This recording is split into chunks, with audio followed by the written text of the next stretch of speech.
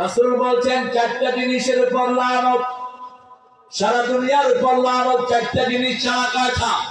প্রথম হলো আল্লাহর জিকির। কার জিকির? এখন জিকিরও চেঞ্জ করে ফেলেছি। পীর সাহেবরা জিকির বানানো শুরু করেছে, বড়রা জিকির বানায়।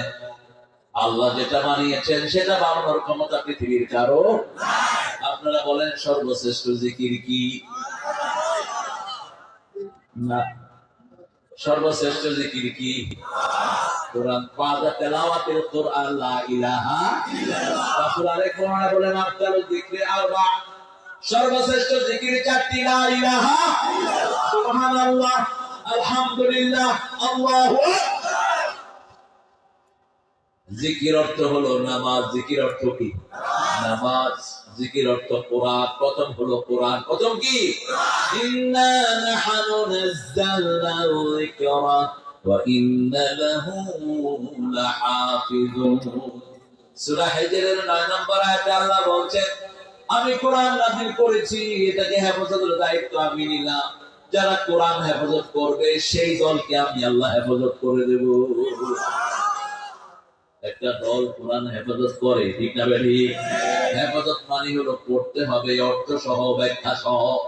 বাংলাদেশের কোন দলের কাছে এই কর্মসূচি নাই। একটা দলের কাছে আছে, কি নাম? জোরে বলেন। ওদের রিপোর্টের প্রথম ঘর কোরআন অধ্যয়ন, দ্বিতীয় ঘর হাদিস অধ্যয়ন, তৃতীয় ঘর ইসলামী সাহিত্য, চতুর্থ ঘর জামাতে নামাজ। এমনি নামাজ না, কিসে নামাজ? জামাতে নামাজ। নামাজ আছে যেখানে বরকত আছে। নামাজ বেশি যেই মাসে বরকত বেশি।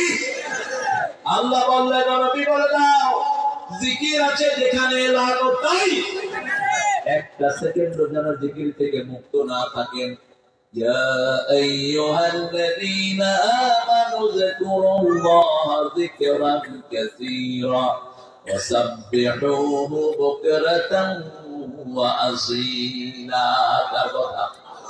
সূরা আহজাবের 41 নম্বর আয়াতে আল্লাহ বলছেন, হে মুমিনেরা, বেশি করে আল্লাহর জিকির করো আর সকাল সন্ধ্যায় তাসবিহ করো। কার?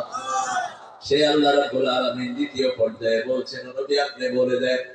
দ্বিতীয় হলো যারা এই জিকির শিখায়, তৃতীয় হলো এই জিকির যারা শিখে, চতুর্থ হলো যারা এই জিকিরের সাথে আছে।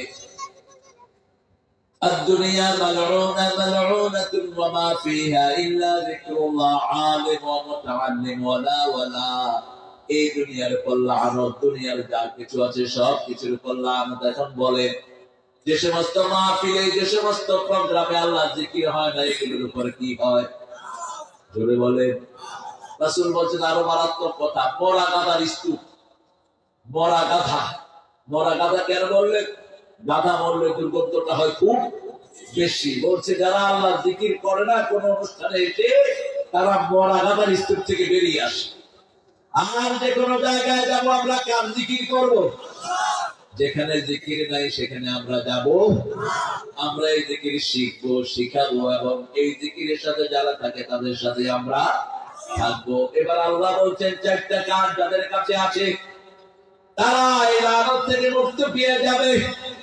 প্রথম, ইল্লাল্লাযীনা আমানু ওয়া আমিলুস সালিহাত ওয়া তাওয়াসাউ বিল হাক্কি ওয়া তাওয়াসাউ বিস।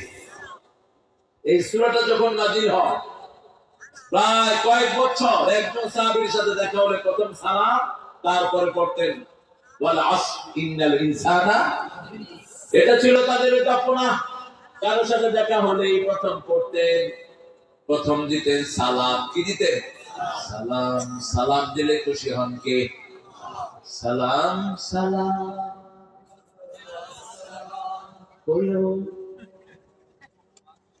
সুন্দর লেখা, ভালো লিখেছেন কবি, কিন্তু খারাপ করেছি আমরা। আপনি যখন সালামের সাথে বেডার বেডি যোগ করেন তখন সালাম থাকে না, গজব হয়। সালামের সাথে যখন বাজনা লাগান তখন আর সালাম থাকে না, ঠিক না বেঠি? এমনি সালামটা কার না? আরো জোরে বলেন, আল্লাহুম্মা আনতাস সালাম পড়ে ওয়া মিনকাস তাবারাকতা ওয়া তাআলাইকা ইয়া যাল জালালি। সেই সালামের সাথে যেন বাজনা না লাগে। সালাম সালাম